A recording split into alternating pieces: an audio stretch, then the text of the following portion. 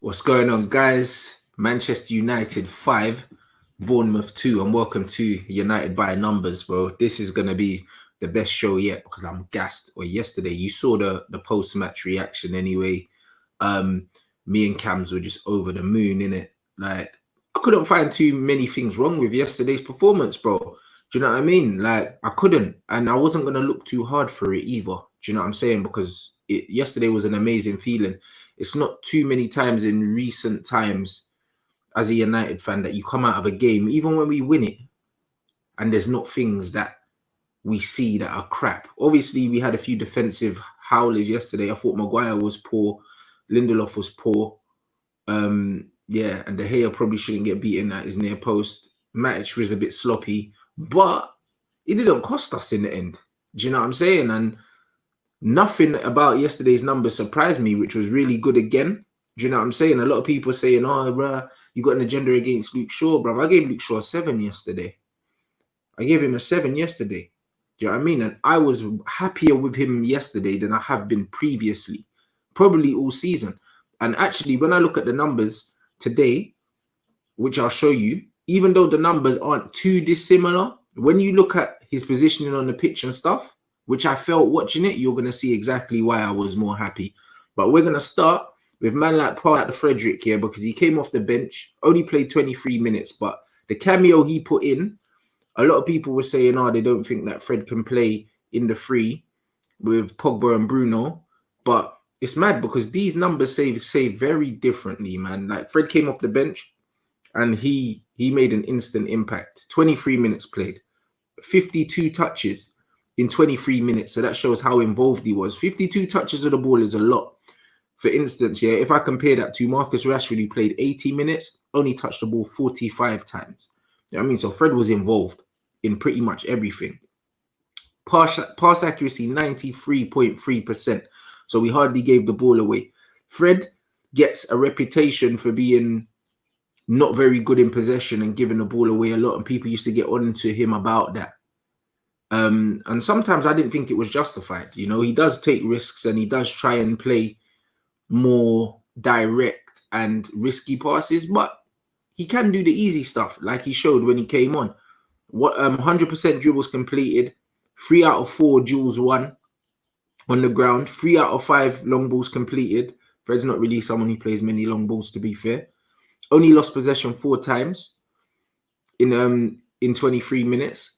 2 tackles, 1 interception, 1 chance created. So very, very good cameo, man. Very good cameo. So I was happy with Fred coming in. And I think, as I've said previously, against weaker teams like the Bournemouths, you can play Fred, Bruno and Pogba. You don't need Matic as the holding influence because they don't really offer too many things attacking-wise. I feel like with Pogba and Bruno in there, who both work extremely hard off the ball, against the weaker teams, we don't need to play an out-and-out DM in there. I'd argue we don't even need to play 3 midfielders in there. We could play 2 and still do them. However, you don't really see people play 2 central midfielders now unless they're playing a 3 at the back. So, yeah, honestly, great cameo from Fred. And I think that the Fred, Bruno, Pogba thing could work in certain instances. I don't think that it's the most balanced against the top teams, but against the smaller teams, I think it could definitely run. Next up, Marques Rushford, who me and Cams gave a 7. I was just happy he scored a goal, and I was happy because we won. I got a bit too carried away, and I was kind of thinking about giving him an 8, but he didn't play well again, and he scored a penalty again. And the penalty now means that Rashford's on 20 goals this season, and it has kind of covered up another poor performance from Marques, if we're really honest. Look at the numbers. He played 80 minutes, 68% pass accuracy. That's abysmal, guys. It's abysmal.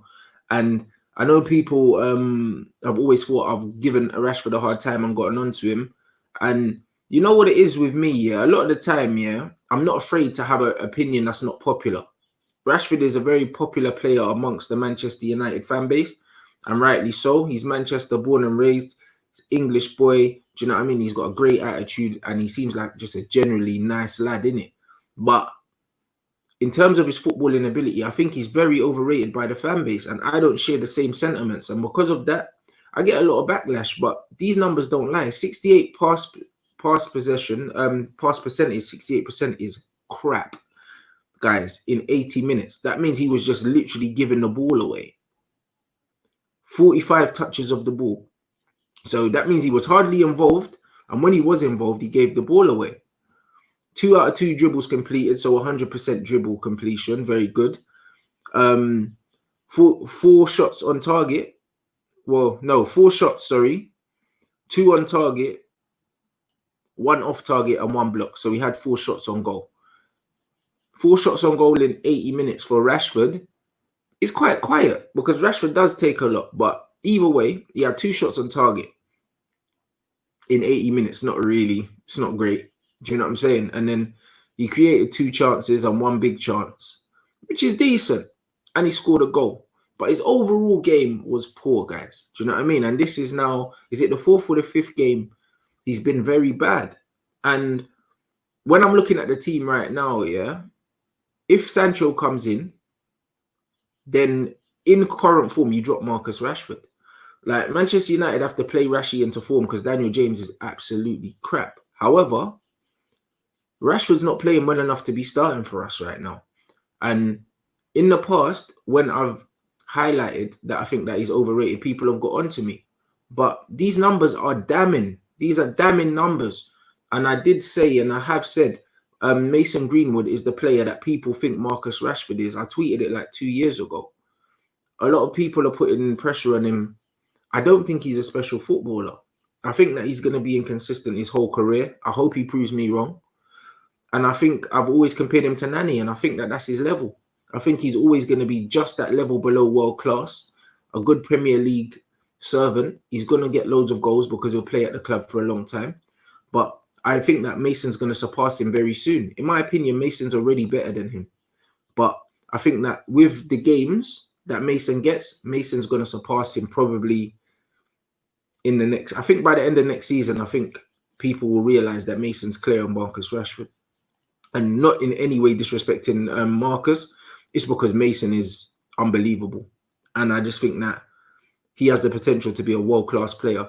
I think he's a world-class teenager now. In his age range, Mason Greenwood's probably the best player in his age range on the planet.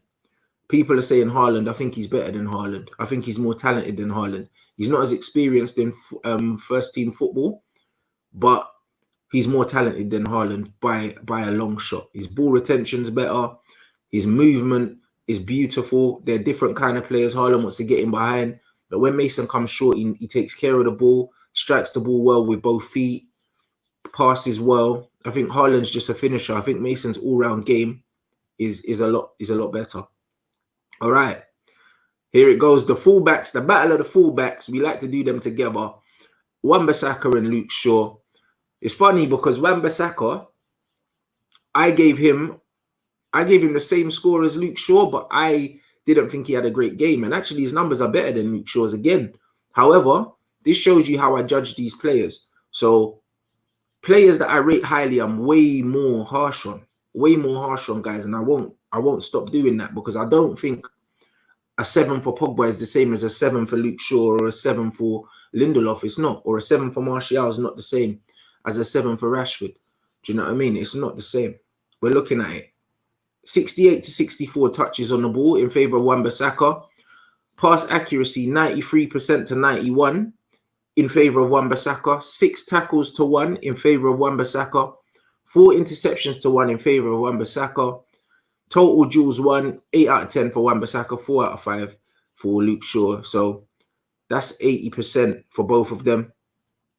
Possession lost, Wan-Bissaka 11, Luke Shaw 6. Crosses completed, 0 for Wan-Bissaka. That Marques Rashford one was flagged offside. So I guess that's why that didn't count. Even though it wasn't offside, we saw that VAR shagged us. Marcus should have had another goal. Luke Shaw got a cross completed. Chances created, 0 to 1 for Luke Shaw. Again, the Rashford chance would have made it 1-1 again. Dribbles completed, none for Wan-Bissaka. 2 out of 2 for Luke Shaw. Big chances missed. None for Wan-Bissaka, 1 for Luke Shaw. The big difference in this, the reason why I was more happy with Luke Shaw than I was with Wan-Bissaka, A, I know that Wan-Bissaka is better than him, so I hold him to a different standard. And 2, If you look on the average positioning now, I'm going to get this up. Luke Shaw's average position in the game for the first time was higher than Wan-Bissaka's. I don't know why that was. Well, I do know why that was from a defensive aspect. Wan-Bissaka had a lot of defending to do, as you can see from the numbers. However, Luke Shaw was getting higher up. Was it because their right-hand side wasn't that good and they weren't really pushing him back? Maybe. However, Luke Shaw's average starting position was almost level with Mason Greenwood in the number 26, as you can see here. Look how high up the pitch man was on average. This is what I want to see from Luke Shaw all the time. The reason why he's not this high up the pitch all the time is because he don't have the stamina to get back. I know this, innit? So if he gets put under pressure and he gets pushed backwards, a lot of the time he doesn't come forward. However, he just needs to get fitter so he can get up and down, or we need to replace him. But yesterday, bruv, very happy with his performance, man. Do you know what I mean? A 7 for Luke Shaw from me, that means it's good. You know what I'm saying? That means it's good. That's a respectable performance. I don't think any of our players should be giving us below a 7 at any time. We're Manchester United. That's the level we need to hold these men to. Anyone that's giving us less than a 7, they shouldn't be playing. They should not be playing. We should have enough squad depth as Manchester United that if a player is not playing above a 7 out of 10, get them off the pitch. We should have someone ready to come in and replace them. Now we go to star boy Mason Gunwood, my man of the match. I gave him a 10 yesterday. Look at these numbers. 75 minutes played. 91% pass accuracy. Again, bruv. Up there. 31 touches. So we didn't even have that many touches of the ball. 31 touches of the ball. How many times did Marques Rushford touch the ball? 45. Now come see quality, guys. Come see quality. Only lost the ball 3 times, bruv. 3 times in 75 minutes. I told you, Mason takes care of that football. Even when he's quiet, when he gets the ball, he very rarely loses it. 2 fouls, 1. 2 shots, 2 goals, bruv. Let me say that again. 2 shots, 2 goals. This kid is special. Put this into context, yeah? People saying I had a agenda against Dan James. Dan James has started 26 games in the Premier League. He has 3 goals. Mason Greenwood, in his last 2 starts, has 3 goals. And if we want to make it even better, yeah, Mason has now scored, 3 goals with his last 3 shots. Bro, Mason scored 3 goals with his last 3 shots in 2 games.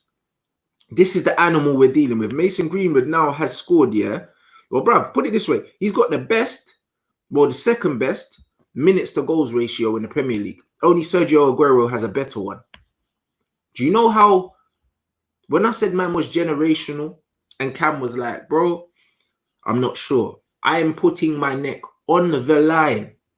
Gunwood FC has declared Mason generational, fam. Generational.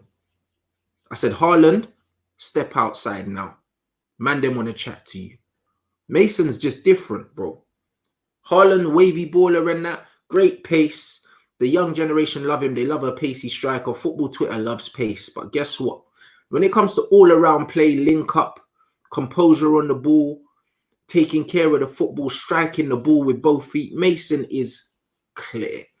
Mason Greenwood's one of the best young English players I've ever seen. Ever seen. Only Michael Owen and Wayne Rooney before him, in my time, I've seen with this much talent. This much talent as an attacker, as a striker even, because Jadon Sancho is not a striker. He's a winger, innit? But I think Jadon Sancho, Phil Foden, Mason Greenwood, these 3 young English players are special talents. I think Saka's a very good player as well. Who else can I add in that age group? Yeah, that's it. Very good talent, Saka. Very good talent as well. Do I think he's generational? Nah, I don't. He could prove me wrong. But I think that Mason is a world-class player waiting to happen. He is world-class already in terms of his talent. But I feel like you have to do it for a certain amount of time before man can really say out and out with your chest he's world class. But Mason Greenwood is a world class player, in it, waiting to happen. Now we go to the captain and vice captain, yeah, Paul Pogba and Bruno Fernandes, in whatever order you want, because that's how it should be. I wouldn't argue either way. Those are my captain and vice captain. When I see them man standing over the free kick and Mata was trying to move the ball around, they didn't even look at him. You know them ones. The hierarchy has been set. The alpha males have taken over the jungle, fam. That's what's happened. Do you know what I'm saying? Natural selection, bro. The leaders choose themselves. Do you know what I'm saying? Harry can have the armband all he wants. He's not the skipper. The skippers are Paul Pogba and Bruno Fernandes. Come see quality, guys. Paul Pogba versus Bournemouth. In a quiet game for Paul Pogba, because he doesn't have to do the star boy creativity thing, because we've got Bruno Fernandes now. So Pogba can just stay in first gear and just control the game. And that's what he done. 90 touches of the ball. 88.2% pass accuracy. 4 out of 5 long balls completed. 10 ball recoveries. Kante come outside. I told man already. He can do it all, Paul Pogba. He can do it all. He's not a defensive midfielder. 10 ball recoveries, guys. 100% dribble completion. Lost the ball only 11 times. Only 11 times. 1-2 fouls. Created 3 chances. Created 1 big chance. 2 shots. 1 on target. 1 blocked. Best central midfielder on the planet. On the planet. The best. Man's gone into a box-to-box midfielder role. Even though he wants to be further forward, more creative, playing a number 8 role. He's doing a traditional, old-school box-to-box. Breaking up play. Creating chances. Ticking it over, bruv. Beautiful. Beautiful to watch. It was a masterclass from Pogba yesterday. He won't get a lot of plaudits because everyone else got on the score sheet except for him by the looks of it, out of our attack. But he's not meant to get on the score sheet. Our front 4 is Bruno Fernandes and the other 3, and they all scored. And last but not least, man like Bruno, a.k.a. Brunaldo, fam, the Piri Lampard and that, with the goals and that, bruv, 80% pass accuracy. 80%. You see what I'm saying, guys? When I wasn't impressed with Bruno Fernandes in the last 3 games, because I told you we can do better than this. Man is not patting Bruno on the back for mediocre performances, because Bruno Fernandes is a top player. Remember when he was in the Farmer League and it was all easy and he was going to get found out in the Premier League? We're still waiting for it to happen, guys, because he's dragging up the Premier League like he was dragging up the Portuguese league. 90 touches as well, just like Pogba. 4 out of 6 long balls completed. No, that's Pogba's stats, bruv. Man gassed up Bruno a bit too much. Let me pull that right back. 4 out of 5 long balls completed. But still, that's better. You know them. I was reading from the wrong line for a second. 24 times he lost the ball. He lost the ball 24 times, guys. But no one cares because he was trying things. Bruno's always going to lose the ball. But look at the difference in the pass accuracy. 24 times lost the ball as opposed to 41 times he lost the ball against Norwich. You see the difference in quality. So when I said he didn't have a good game, the numbers say he didn't have a good game. We need to hold Bruno to higher standards than other people. We can't not criticize him because he's a worldy player. We can't do that. It's the same with Paul Pogba. That if I feel like he hasn't had a great game, maybe Pogba's not a good example in this one. Wan-Bissaka. If I feel like he hasn't had a great game by his standards, I'll big up Luke Shaw, yeah, and say Wan-Bissaka hasn't had a great game. But in reality, Wan-Bissaka's outperformed Luke Shaw. But man can't hold them to the same standards because Aaron Wan-Bissaka is 2 levels higher than Luke Shaw completely. Bruno Fernandes is 2 levels higher than a McTominay and them, man. So I can't look at a game where he's lost the ball 41 times. A man will be like, yeah, but he was trying. Bro, Bruno Fernandes is better than just trying. 3 out of 10 crosses completed. It's weird because for someone that passes the ball so well, his crossing it's not very good. I don't know why that is. No idea. 1 out of 1 dribbles completed. 3 shots, 2 on target. 1 big chance missed. 2 assists, 1 goal. Take a bow, Bruno Fernandes. This is what we're doing now, guys. I'm gassed. And the worst thing them man done was give us time till we play Aston Villa. I think we don't play Villa until, I want to say Thursday, but I think we've got like 4 or 5 days to rest between now and Villa. I don't know if the long break is what we needed, because I feel like the momentum we've got now, we run Villa over anyway. But on the flip side, maybe that little break will be nice for the players so they can sit down, reflect on where we are, and go and punch Villa up. And man like Jack Grealish here, might as well say goodbye to the man them now, innit? Because after we punch Villa in the throat, we're taking him. You know them ones. We're taking Jack. I'm hearing that Jack's coming. I'm hearing that the deal's already pretty much agreed with him in principle.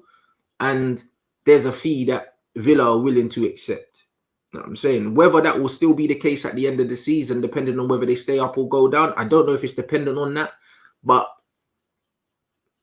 all signs are looking like Villa are going down, innit? Like, I may be wrong, but I don't see them surviving this. And I'm just happy, innit?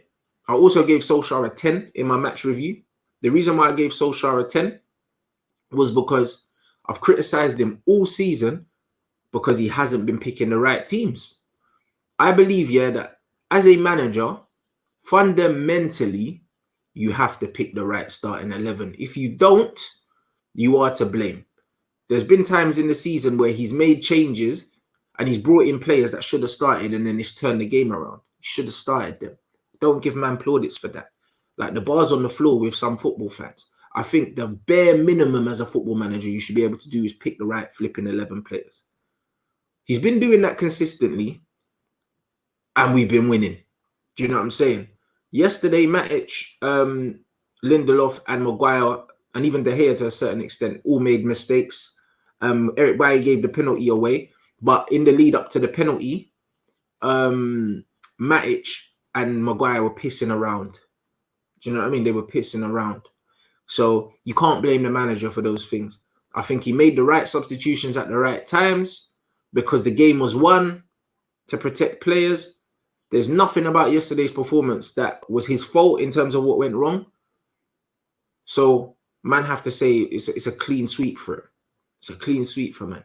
And that's the thing. I'll always be fair. If a man's doing crap, man's doing crap. I'm not going to go and find something negative to say about United's performance as a whole yesterday because there wasn't anything. I'm not going to find anything negative to say about the manager because there wasn't anything. When there is, I'll say it. When there's not, I will say it as well. So all of us, big up everyone that tuned in. Make sure you smash the like button if you haven't already. Be happy, innit? We don't know how long this is going to last for. We are not out of the woods yet. Until we secure that Champions League football and we secured Jadon Sancho, Jack Grealish, and someone else, I think we need a pacey centre-back. Until we do that, we are not out of the banter era yet. We need to get back into the Champions League and we need to recruit like a big team. Chelsea are recruiting like a big team now. Do you know what I'm saying? Man City will recruit like a big team. Liverpool won't do much recruiting, but you have to think that they'll do something. We cannot just get Champions League football and then rest on our laurels. If we don't reinvest now, all this ground that we're making up, we could end up losing. So big up everyone. I am absolutely gassed. I'm absolutely gassed. Smash the like. Follow the socials. Obviously, I released a statement yesterday saying why I left the United stand, etc., etc. So my page, if you ain't seen it already, loads of stuff coming for you. Big up for all the support. And man, we'll catch you guys in a bit.